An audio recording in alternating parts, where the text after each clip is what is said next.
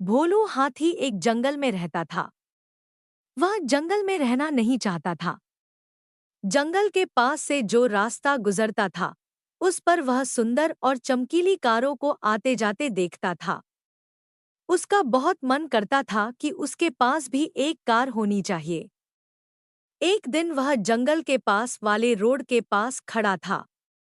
तभी पास में एक कार आकर रुकती है।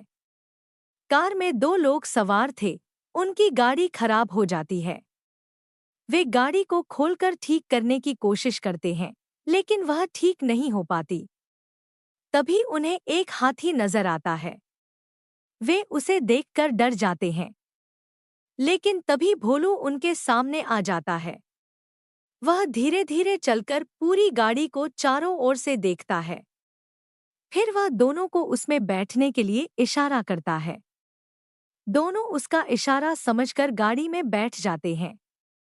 उसके बाद भोलू गाड़ी को अपनी सूंड से धक्का देने लगता है।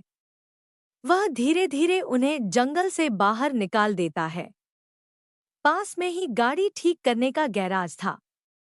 दोनों उतरकर हाथी से कहते हैं, आपने हमारी बहुत मदद की। हम आपके लिए क्या कर सकते हैं? क्या आपके लिए केले ला दें? यह सुनकर भोलू गाड़ी के चारों ओर घूमने लगता है और गाड़ी पर बार बार सूंड मारने लगता है। दोनों में से एक सेठ जी थे और दूसरा उनका नौकर। सेठ जी कहते हैं, तुम्हें यह कार चाहिए? यह सुनकर भोलू हाँ में सूंड हिलाने लगता है। सेठ जी भोलू से कहते हैं, तुम जाओ, हम बहुत जल्दी यह गाड़ी तुम्हें देने आएंगे। सेठ जी का नौकर कहता है, ये क्या कर रहे हो सेठ जी? वो कौन सा हमें पकड़ लेगा? बेकार ही इतनी महंगी गाड़ी उसे दे रहे हैं। सेठ जी ने कहा, अगर वो चाहता तो हमसे ये गाड़ी छीन भी सकता था, लेकिन उसने हमारी मदद की।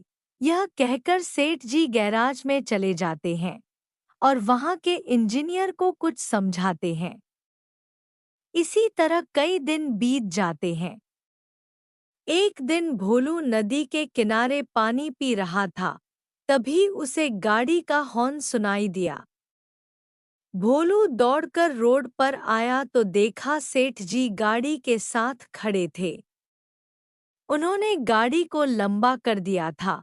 बड़ा सा गेट लगवा दिया था जिससे भोलू उसमें चढ़ सके। आगे दो बड़े बड़े डिब्बे जैसे रबर के बटन लगा दिए, जिन्हें पैर से आगे पीछे करने से गाड़ी चलने लगती थी। ये कार के पेडल थे।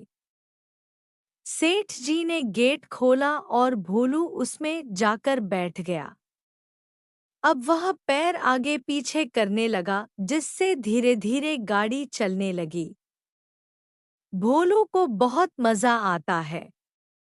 वह गाड़ी को रोककर उससे नीचे उतरकर जमीन पर बैठकर सेठ जी के पैरों को सूंड से छूता है, जैसे सेठ जी को धन्यवाद दे रहा हो। सेठ जी उसे बहुत प्यार करते हैं।